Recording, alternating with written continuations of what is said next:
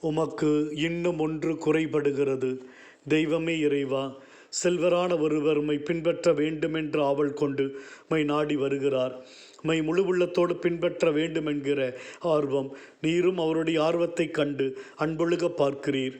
உம்மை பின்பற்ற வேண்டுமென்கிற எண்ணம் உண்டு. ஆனால் செல்வம், உலக ஆசைகளை விட்டொழிக்க இயலவில்லை. அவரிடத்தில் குறை உள்ளதை எடுத்துரைத்தீர். எங்களிடத்திலும் அப்பேற்பட்ட குறை ஒன்று உண்டு.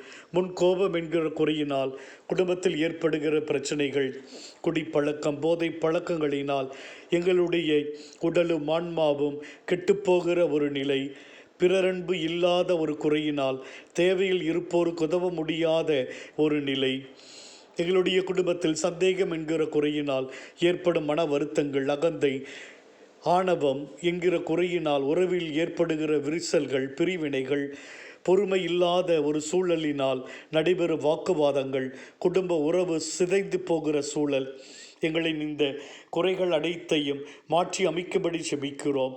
இதை போக்க பல முயற்சிகளை எடுக்கிறோம். இருந்தாலும் நாங்கள் தவறி விடுகிறோம். எங்கள் குறைகளிலிருந்து முழு முயற்சி எடுத்து விடுதலை பெற எங்களுக்கு ஆக்கத்தையும் ஊக்கத்தையும் தாரும். எங்கள் குறைகள் அனைத்தையும் உம்மிடத்திலே நாங்கள் ஒப்படைக்கின்றோம். உம் பாதத்தில் அர்ப்பணிக்கின்றோம். குறைகளிலிருந்து விடுபட்டு வாழ எங்களுக்கு அருள் தாரும். ஆமேன்.